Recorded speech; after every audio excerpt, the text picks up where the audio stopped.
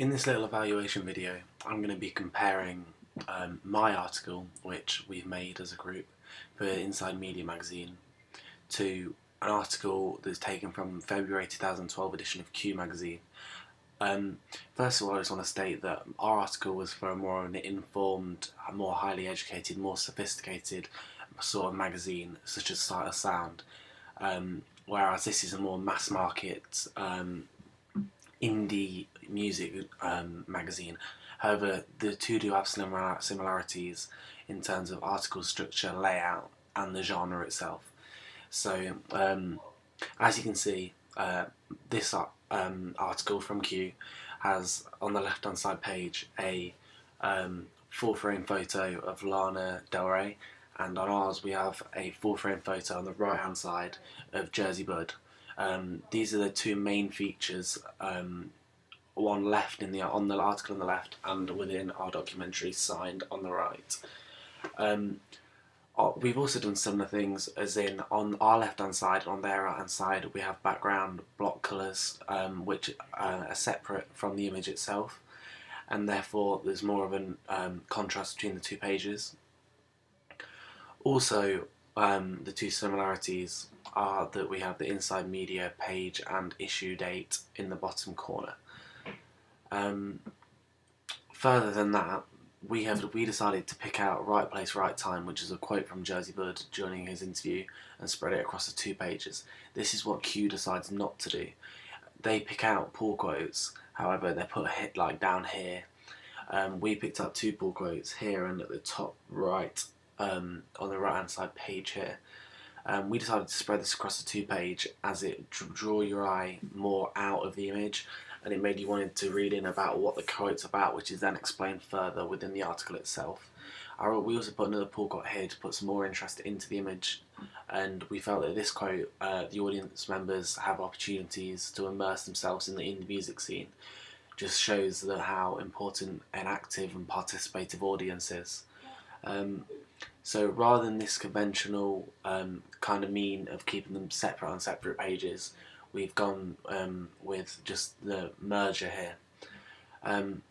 Next, we've done this like 3-column block of text, which we found was quite conventional within magazines, and we squared it off, which just made it look a bit more smarter, more conventional within especially Sight and Sound magazine, maybe not this one. Something that both magazines have in common are, so we picked out and indented the first letter here, and they indented the first letter here in the background. This is indented with probably one of the main colours picked from the image. Ours is indented from the shed, as we wanted to show the importance how the shed had in the documentary, and we wanted to draw the reader's eye to that within the article. We also use the same here in the little bio about what the article's about. Also, we decided not to put the page number on the right hand side, as we found that this was a convention within Sight and Sound magazine, and it didn't have it on the pictures. I think it distracted from the image a little bit.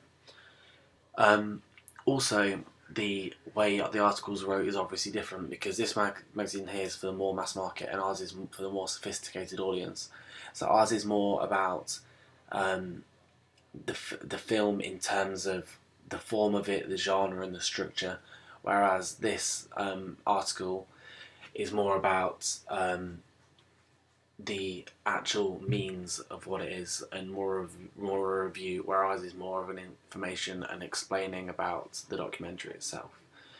We wanted to focus the article on the benefits and drawbacks, as we found most interviews and most evaluations, most reviews did do that within the magazine. Something very conventional, which I don't think you can see that we did, is we put the little thing here, which is a little triangle displaying that the article goes on to the next page, which would be page 20, because it's 18, 19, 20 behind, and this little triangle just to indicate that it goes on. So we thought that was a very neat touch to put on it. Overall, the most things we did were the same, and we followed convention. However, the few separate things, such as going on to separate pages, the pull quote on the other page, we just thought these were great things to add in, as we didn't want to be the same as the other magazines. What we think we could have done better is we could have seeked an image before we started, because we kind of decided on this layout before. However, we hoped that we'd have an image that spread across the 2-page. Unfortunately, we didn't do this within the production stage, so therefore we had to settle with what we had already, which was this image we had to kind of crop out. So that was one negative we had. The second negative I probably also had is even though these colours look the same, are the same, they look different. This is just because this is a larger block and this is a smaller block of the actual colour. So maybe we should have altered that a little bit. But apart from that, I think what we've done is good.